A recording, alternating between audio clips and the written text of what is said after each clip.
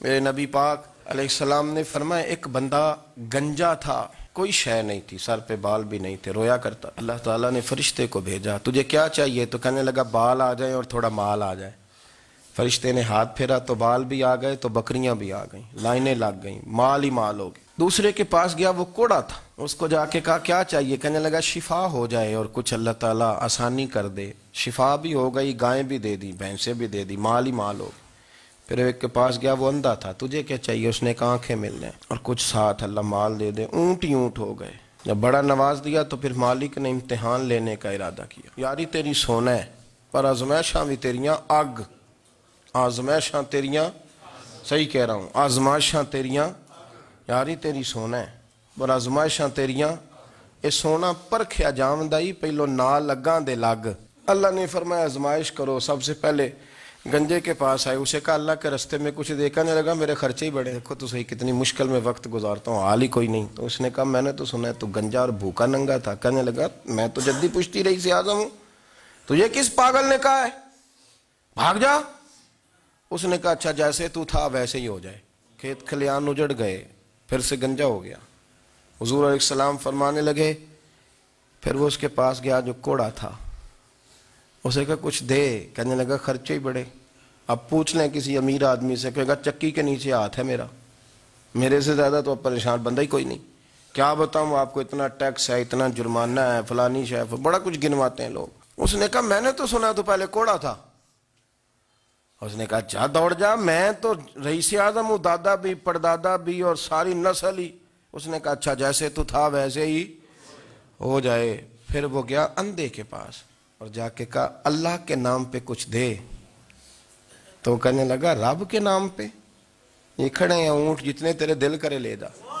اس نے کہا کیا معنی اس بات کا؟ کہنے لگا یار تجھے کیا بتاؤں، میں تو اندھا تھا، میں نے تو کبھی دنیا دیکھی نہیں تھی، پھر اس کریم نے فضل کیا تو مجھے بڑا کچھ دکھایا، میں کیا بتاؤں، میرا دل کر رہا ہے کہہ دوں کہ پھر اس نے کعبہ دکھایا، پھر اس نے روضہ رسول دکھایا، پھر اس نے ریاض الجنہ کے سجدے دکھائے، پھر اس نے اپنے محبوب کے دروازے کی رونقیں دکھائیں، اس نے بڑا کچھ دیا، اس نے بڑا نوازا۔ میرے پاس تو شاید میں بدکار پرانا خادم، کسے در ملی نہ ٹوئی، ایت واصف یار نے نظر جو کی تھی پھر واصف ہی ہوئی، یہ تو اس کا کرم ہوا۔ تو یہ وہ کہنے لگا تو اللہ کے نام پہ جان مانگ، میں وہ بھی دینے کو تیار، میرے پاس تو شے کوئی نہیں تھی، مجھے تو اپنا پتہ ہے، میں تو کوئی شے نہیں تھا، کچھ نہیں تھا میرے پاس، یہ تو ان کا کرم ہے کہ رخ ان کا ادھر ہے، اور مختصر سی میری کہانی ہے، یہ جو بھی ہے ان کی مہربانی ہے۔ تو وہ کہنے لگا میں بھی کچھ لینے نہیں آیا تھا، تیری آزمائش ہی کرنے آیا تھا، تیری عزتیں بھی سلامت رہیں گی، تیرا مال بھی سلامت رہے گا، تیری شفا بھی۔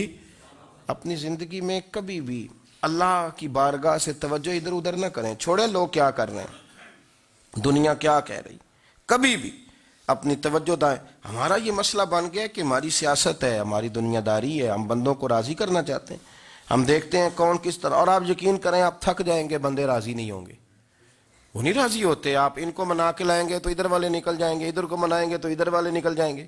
اس چکر سے باہر آئیں، اس رب کو راضی کریں جو فرماتا ہے ان الذین آمنوا وعملوا الصالحات سیجعل لهم الرحمن ودا۔ فرمایا تو ایمان لانے کے بعد نیک عمل کر، میں لوگوں کے دلوں میں تیری محبت پیدا کر دوں گا۔ رحمان لوگوں کے دلوں میں محبت ڈال دے گا، اللہ لوگوں کے دلوں میں۔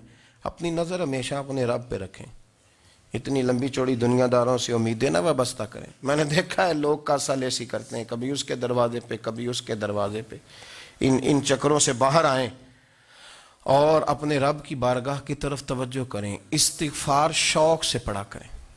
اور اکیلے میں نا، اکیلے میں رئیس المتکلمین مولانا نقی علی خان صاحب رحمۃ اللہ نے لکھا ہے کہ فرعون 500 سال حکومت کر گیا، فرماتے اصل وجہ یہ تھی کہ دنیا جب سو جاتی تھی نا تو اوپر چادر لے کے تو مصلے پہ بیٹھ جاتا تھا اور ہاتھ باندھ کے کہتا تھا رب تو ہی ہے، میرا پردہ نہ کھولنا، مالک تو ہی ہے، کرم نوازی کرنا، میری پکڑ نہ کرنا۔